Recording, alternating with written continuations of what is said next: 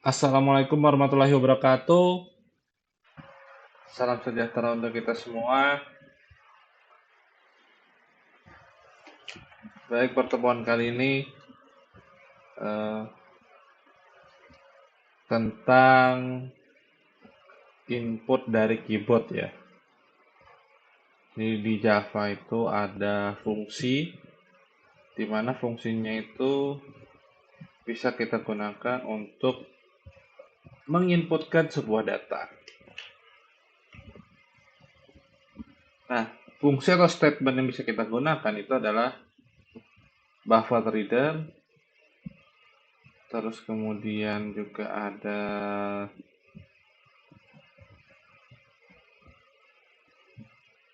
scanner.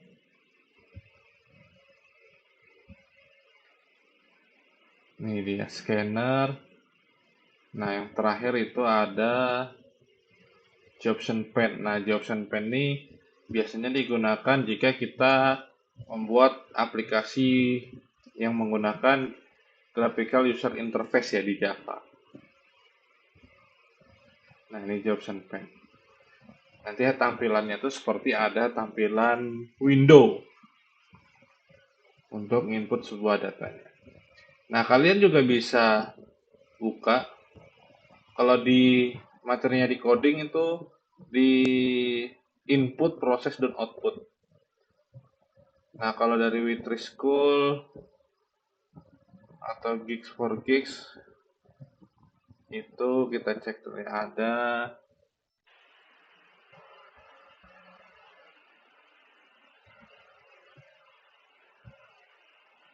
input, ini output. Ini kita cari aja ya.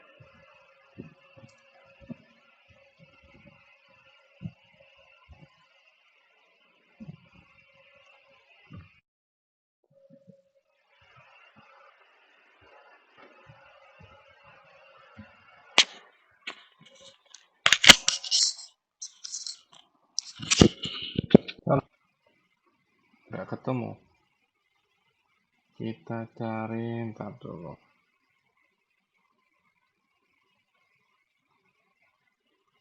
Nah, Java user input. Nah, ini contohnya ada scanner.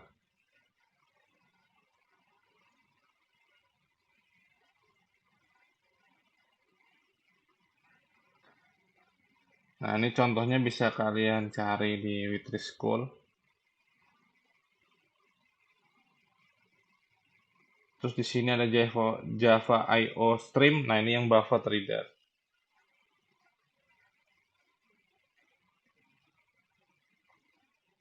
Nah, ini bisa kalian baca juga penggunaan buffer reader dan juga scanner. Nah, di Gigs for Gigs coba kita cek.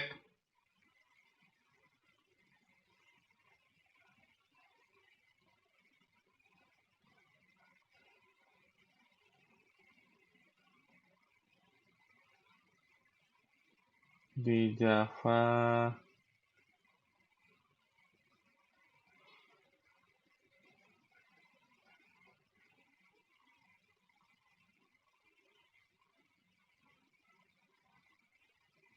Nah, di Java I/O ini ada buffer reader. Nah, di buffer reader versus scanner. Nah, ini kalian bisa baca yang ada di Gigs for Gigs. Jadi banyak referensi yang bisa kita gunakan, yang bisa kalian pelajari. Nah, pada intinya adalah untuk menginputkan data dari keyboard, kita bisa menggunakan buffer reader dan juga scanner. Nah, sekarang kita contohkan gimana untuk penggunaan untuk buffer reader.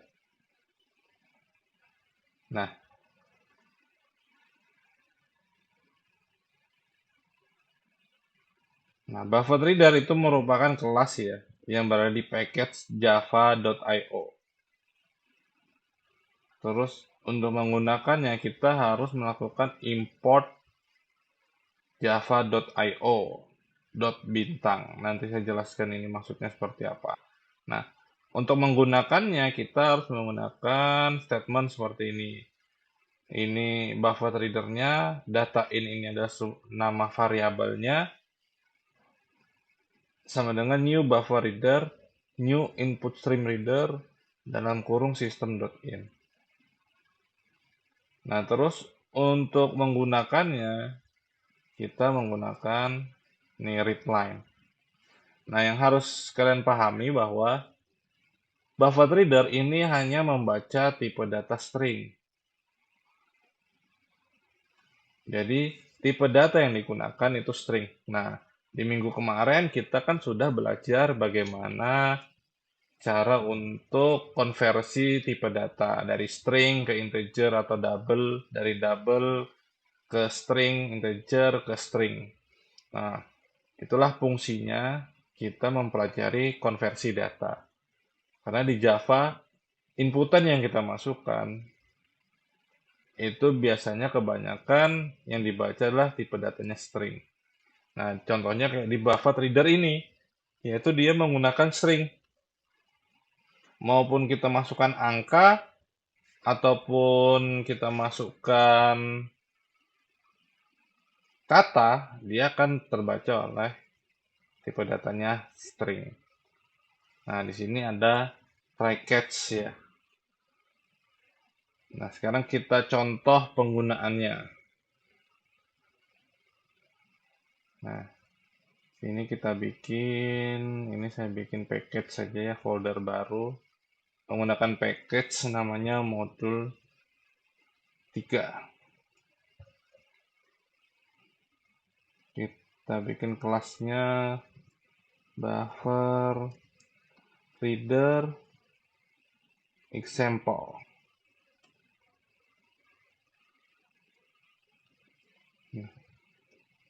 Main, jangan lupa metode mainnya kita gunakan. Nah, di sini kita gunakan ini statementnya. Kita panggil buffer reader. Nah, yang harus kalian pahami adalah ketika kita manggil buffer reader, jangan kalian ketik manual, tapi kita harus menggunakan tab atau juga enter. Nah, supaya apa? Supaya muncul import di sini. Nah, ini saya Ctrl Z, saya kembalikan. Nah, kan importnya belum ada nih. Nah, kalau kita hit enter, maka akan muncul import java.io.bufferreader. Berarti kita manggil library untuk menggunakan buffer reader. Nah, kalau kita tulis manual gimana? Coba kita tulis manual ya. Buffer reader. Nah, kalau kalian tulis manual, maka import kelasnya tuh nggak ada. Makanya saya sarankan jika kita ngoding atau menuliskan sebuah kode bahasa apapun, usahakan kita menggunakan kontrol spasi untuk memanggilnya dan juga tab dan enter untuk menggunakannya. Nah, supaya adanya import di sini. Kadang ada sebuah statement yang membutuhkan import ya. Nah, terus kita kasih nama variabelnya data_in sama dengan new. Nah, buffer reader-nya ini ingat jangan ditulis manual, tapi kita menggunakan enter. Terus di sini new input stream reader. Nah, ini new. Nah, ini juga dipanggil nih input stream reader. Jangan diklik manual. Kita harus menggunakan enter biar ada importnya. New input stream reader system.in.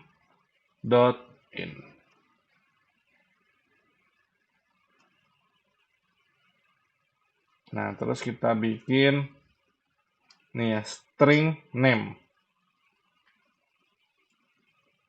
Kita bikin string name.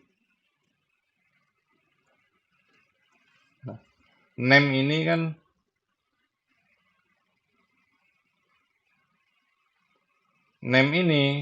kan nggak kosong ya. Saran saya kalau kita membuat sebuah codingan, membuat sebuah variabel yang kita nggak tahu isinya itu apa, saran saya kita tetap assign atau tetap kita kasih nilai tapi nilainya adalah kosong. Nah, kalau string kita isi seperti ini, misalnya kalau dia angka integer,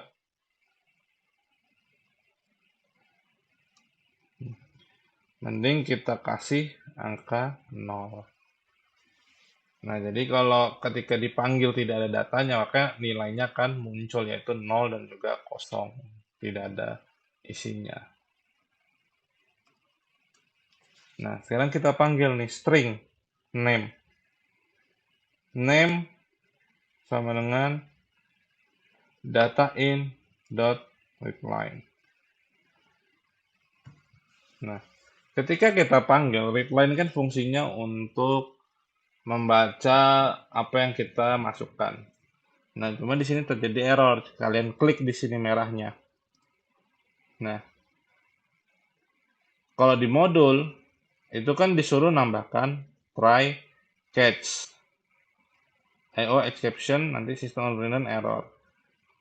Nah, di sini kita bisa menggunakan try catch ya. Nanti kalau try catch maka akan tampilannya seperti ini.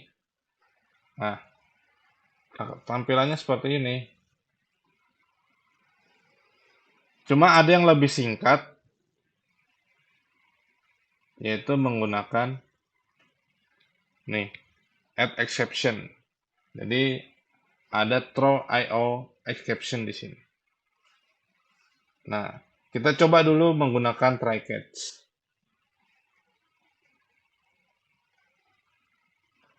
Nah, kita panggil nama Anda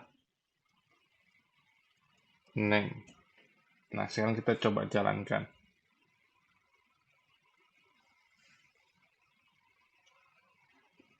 Nah, inputnya di mana? Nah, kalau kalian lihat, ini kan sudah berjalan. Nah, nanti inputnya di sini. Misal kita kasih nama Fadil. Nah, nama Anda Fadil. Nah, cuma kan nggak ada instruksinya nih. Kalau kita jalankan lagi kan tadi. Nah, kosongan apa ini? Kita mau isi apa? Nah, yang diperlukan adalah isi nama kan. Maka kita bikin nih ya, informasi, masukkan nama Anda. Nah, kita jalankan lagi. Nah, kan muncul informasi ya, masukkan nama Anda. Baru kita klik di sini. Nah, kalau kalian lihat, ketika kita mau masukkan data, harusnya kan ngisinya kan di samping ini ya, kalimat ini ya. Masukkan nama Anda. Nah, ketika kita isi tapi dia malah menjadi baris ke bawah. Nah, harusnya kan ngisinya di sini. Kenapa dia pindah ke sini? Nah, kemarin kan kita sudah mempelajari ya, apa bedanya println sama print. Nah, jadi kita tahu kapan kita menggunakan println, kapan kita menggunakan print. Nah, jika kondisinya seperti ini, maka kita bisa menggunakan print, bukan menggunakan println. Kalau menggunakan println, maka nanti dia hasilnya seperti ini. Nah, lebih baik kita menggunakan print. Kita coba isi lagi. Nah, kan nanti dia terisi di samping. Nah, nama Anda Fadil. Nah, sekarang kita coba masukkan nih integer umur.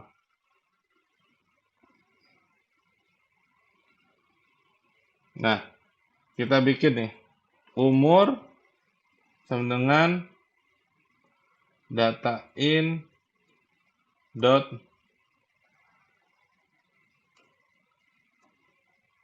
read. Nah, readnya dia nggak mau ya. Coba kita ganti readline. Nah, ini juga nggak mau karena dia yang terbacanya adalah string, sedangkan yang dipakai tipe data umurnya tipe datanya apa? Integer. Maka data readline ini, data in.readline ini kan terbacanya tipe datanya string. Nah, harus kita konversi ke dalam integer. Nah, coba kita kasih try catch dulu. Sini terjadi error. Nah, kita bisa nih menggunakan nih integer.parseInt atau kita ubah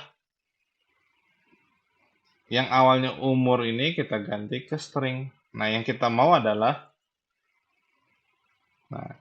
jadi string data in.readLine ini yang nilainya string langsung diubah menjadi integer. Nah, nanti data yang kita masukkan umurnya itu langsung diubah menjadi integer. Nah, kita bikin umur Anda.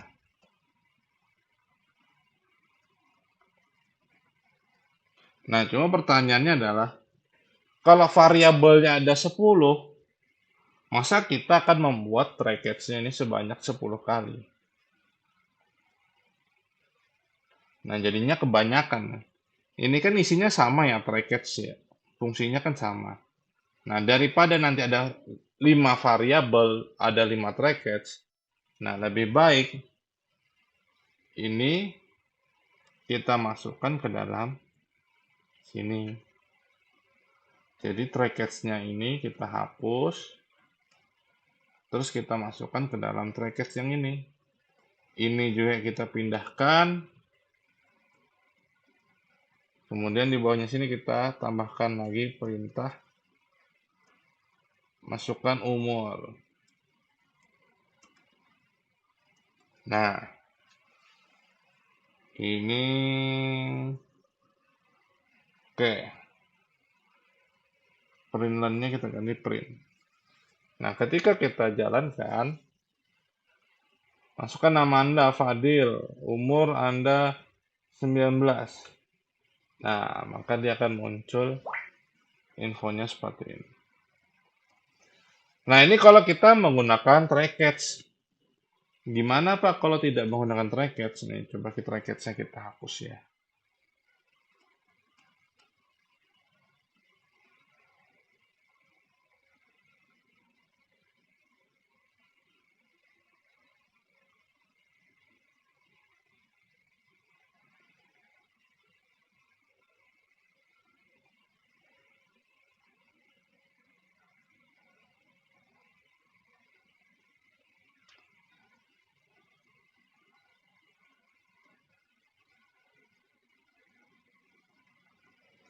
Nah, ini kita klik.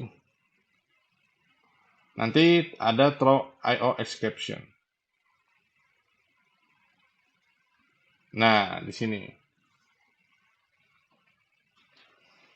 Jadi kita nggak perlu menggunakan try catch karena sudah ada throw IO exception yang untuk membacanya. Jadi nggak perlu ada try catch lagi di sini. Jadi ada dua cara. Kita bisa menggunakan throw IO exception taruh di samping method main, atau kita bisa menggunakan try catch.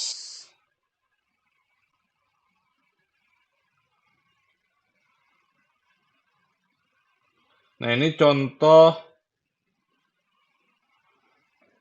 penggunaan buffer reader.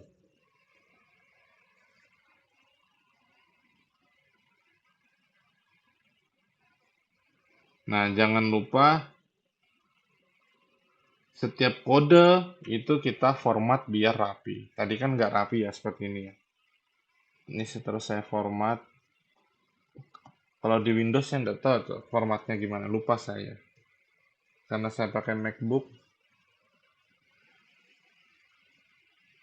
Kalau pakai MacBook dia Command Option L, nanti dia akan terformat.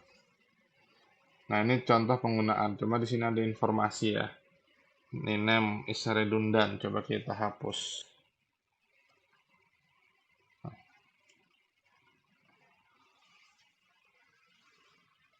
Nah, cuma kadang kalau di bahasa pemrograman lain dia butuh di-assign. Nah, lebih baik kita assign aja.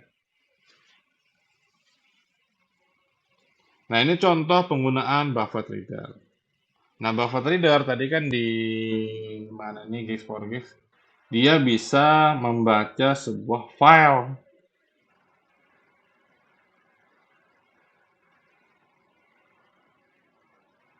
Nah, ini yang di Witri School ya. Nah, dia bisa membaca sebuah file. Di ini filenya .txt, Word, segala macam. Nah, jadi buffer reader nih, dia bisa membaca sebuah data atau file dia. Nah, ini enaknya kalau kamu menggunakan buffer reader. Nah, kalau scanner tidak bisa.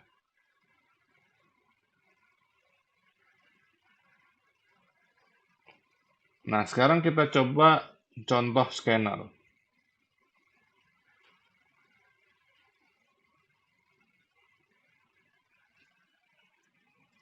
Scanner example.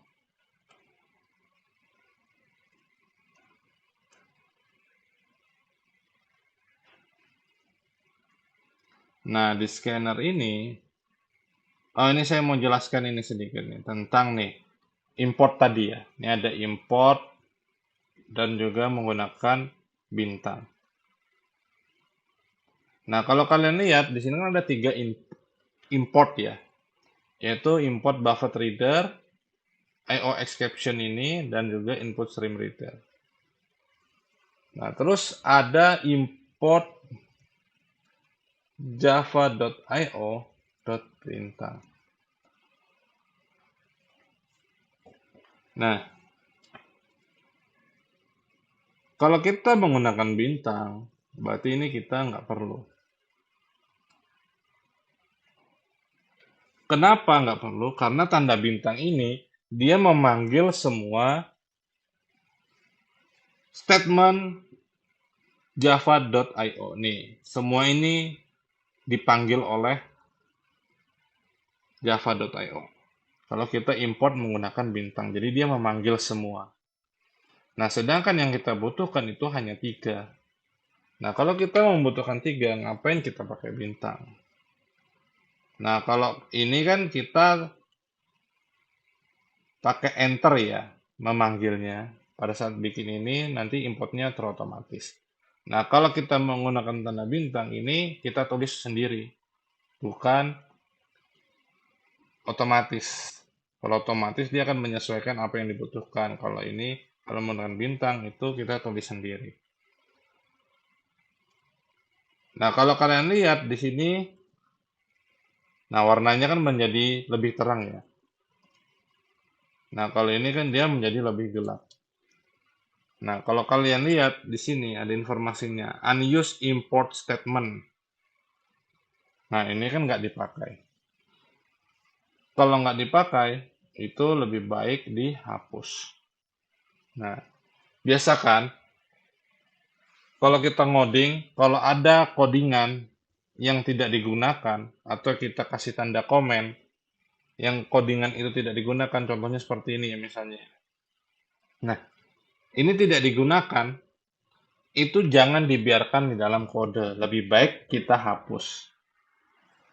Karena itu juga akan memakan waktu. Kalau projectnya kecil ya, dia nggak terlalu signifikan. Tapi kalau dia projectnya besar, itu signifikan dari segi waktu. Karena itu kode nggak terpakai tapi ada di dalam itu. Nah, lebih baik kita hapus kalau dia tidak digunakan. Nah, sebenarnya itu dijalankan oleh program, hanya saja nonaktif, tidak dibaca.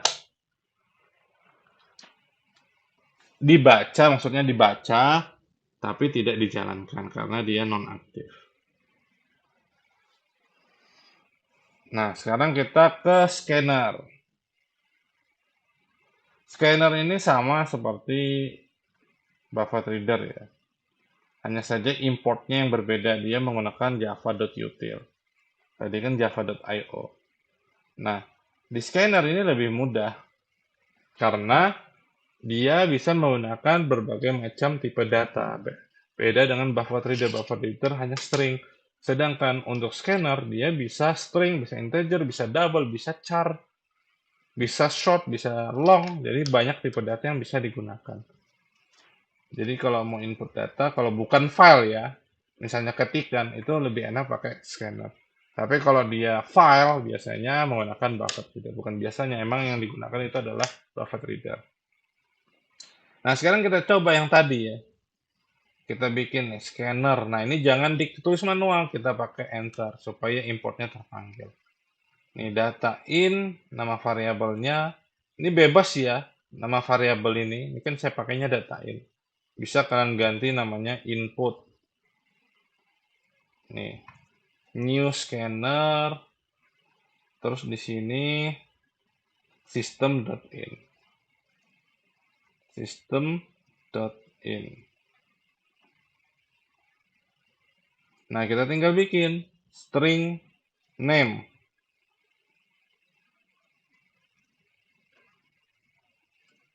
Terus integer umur.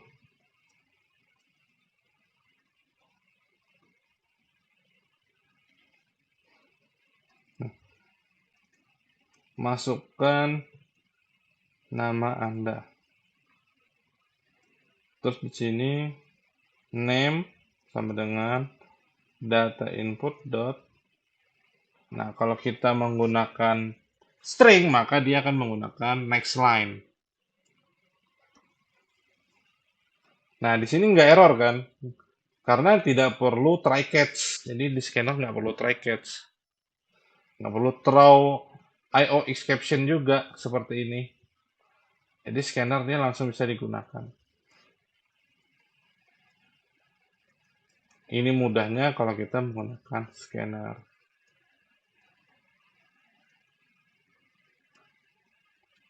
Umur sama dengan data input dot next in. Nah, kalau dia integer menggunakan next in.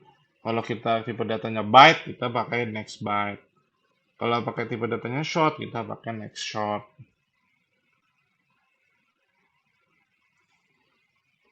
Next.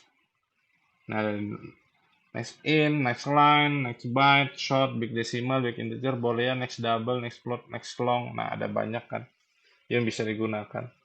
Nah, karena kita pakai integer, kita menggunakannya next in.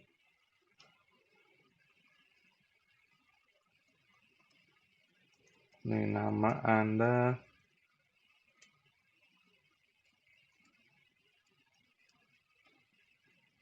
Terus di sini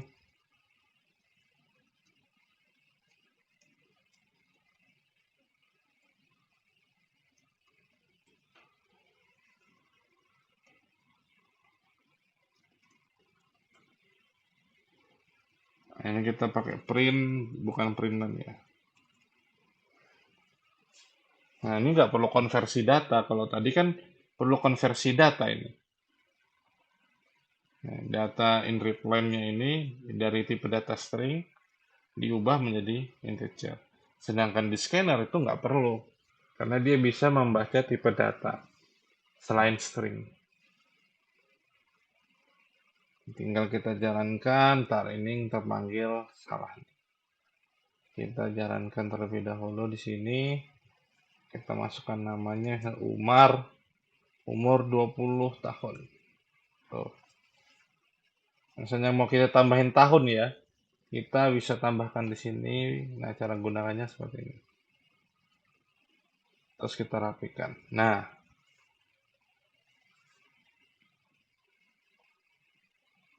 Umar 20. Nah, nama Anda Umar, umur Anda 20 tahun. Atau bisa kalian tambahkan gini juga untuk sebagai pembatas. Nah, bebaslah kalian berkarya ya, supaya ada pembatasnya. Nah, kalau warna hijau ini berarti kan dia di input, dia data dari inputan. Nah, ini contoh dari penggunaan scanner. Jadi kan lebih mudah. Nah, terus kita coba lagi satu nih, yaitu Jobson Pen. Nah, Jobson Pen ini menggunakan dialog box ya. Kalau kita menggunakan graphical user interface atau disingkat tuh GUI. Kalau di desktop tuh namanya GUI, aplikasi desktop. Nah, sekarang kita coba bikin G-Option Pen.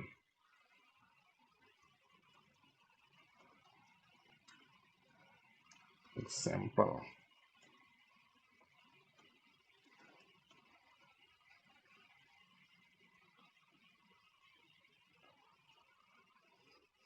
String name.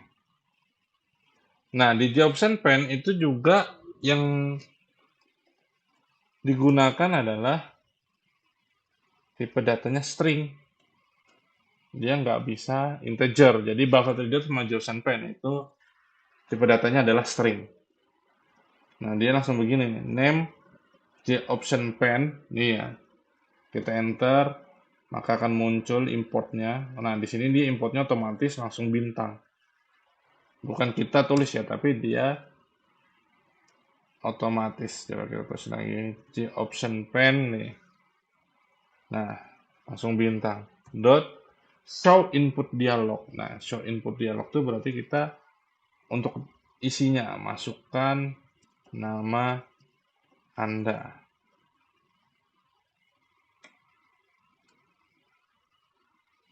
Terus di sini kita coba pakai sistem outprint bisa. Kemarin saya coba nggak mau ya. Nama Anda name.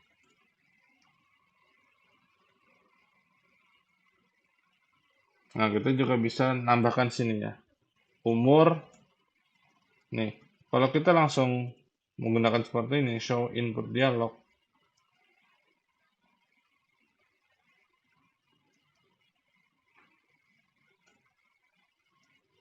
Masukkan umur Anda.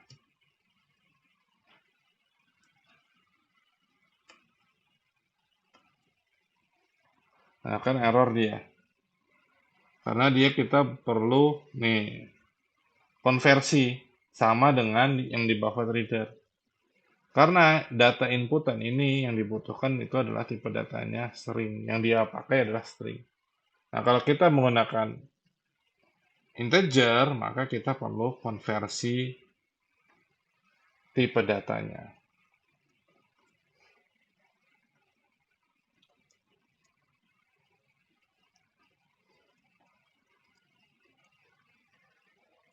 Nah, sekarang kita coba. Nah, ini yang saya maksud. GUI. Jadi ketika kalau kita menggunakan Jobson Pen, jadi ada window dialog box-nya ini. Kita masukkan David. Terus masukkan umur Anda 27. Nah, ini muncul. Nama Anda David, umur Anda 27. Kita juga bisa menampilkan informasinya menggunakan dialog tadi ya. Nah, penggunaannya itu adalah show message dialog. Tadi kan input dialog, berarti kan untuk mengisi sebuah data. Nah, message dialog untuk menampilkan sebuah pesan. Umur, nama Anda,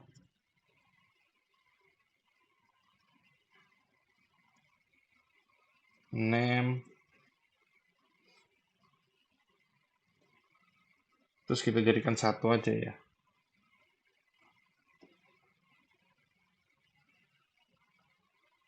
Umur Anda, umur tahun.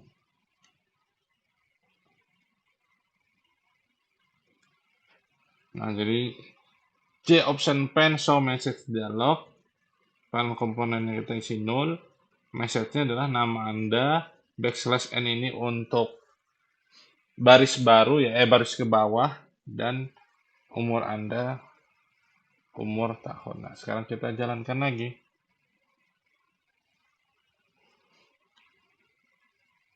Umar 27. Nah, maka akan muncul informasinya nih. Nama Anda Umar, umur Anda 27 tahun. Nah, ini menggunakan show message dialog.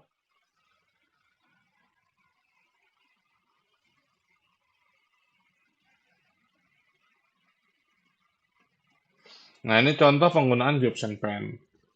Jadi ada buffet reader, kita bisa menggunakan buffet reader, cuma buffet reader ini biasanya digunakan untuk membaca file. Nah, kalau hanya untuk inputan, itu kita bisa menggunakan scanner. Nah, buffet reader bisa pakai inputan. Kayak tadi yang ngetik namanya siapa, umurnya siapa. Cuma kurang tepat karena buffet reader biasanya untuk membaca file. Nah, kalau kita mau pakai inputan, menuliskan nama, umur, segala macam, itu lebih baik menggunakan scanner. Nah, kalau kita menggunakan aplikasi bentuk graphical user interface, kita bisa menggunakan Jobson Pen. Nah, cuma karena kita bukan membuat aplikasi desktop, jadi Jobson Pen tidak digunakan. Jadi yang kita gunakan adalah scanner dan juga buffet reader. Nah, itu tentang input dari keyboard ya. Inputan data dari keyboard. Kalau dari di coding itu ada input, proses, dan output. Nah, ini tidak saya tampilkan ya karena dia ada undang-undangnya ya. Karena ini nanti kan saya upload di YouTube. Nah, jadi kalian bisa baca dari Witri School dan juga dari Geek4Geeks. Nah, kalian juga harus mengerjakan ya. Kalian coba juga nih apa yang ada di coding nih. Biar apa namanya? Kalian bisa.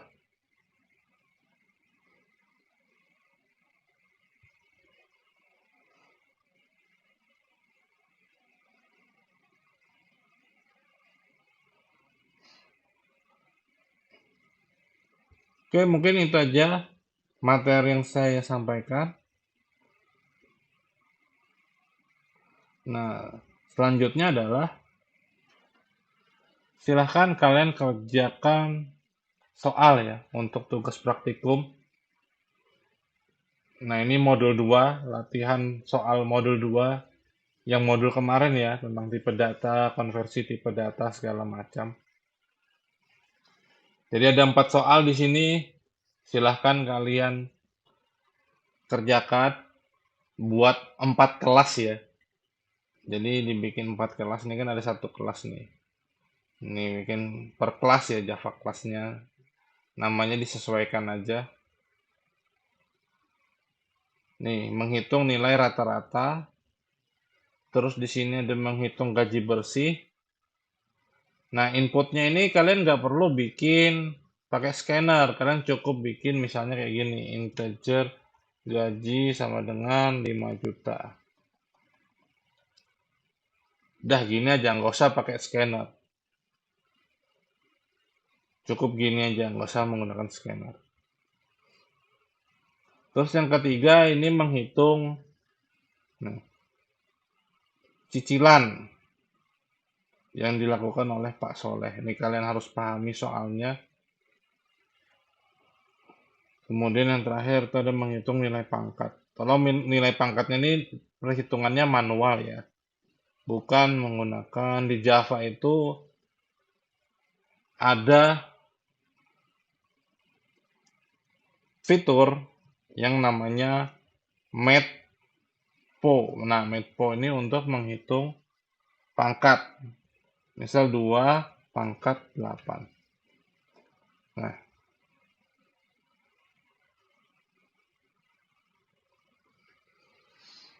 Nah, hanya saja kalian tidak boleh menggunakan matpo. Jadi hitung manual. Misal A 2 pangkat 8. Nah, 2 pangkat 8 itu hitungannya seperti apa?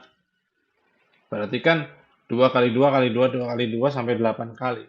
Kalian bikin seperti itu. Jadi jangan menggunakan matpo. Nah, silahkan kalian kerjakan latihan soal modul 2.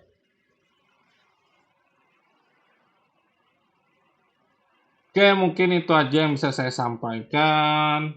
Semoga bermanfaat. Semoga kalian bisa memahaminya apa yang sudah saya sampaikan. Saya tutup. Wassalamualaikum warahmatullahi wabarakatuh.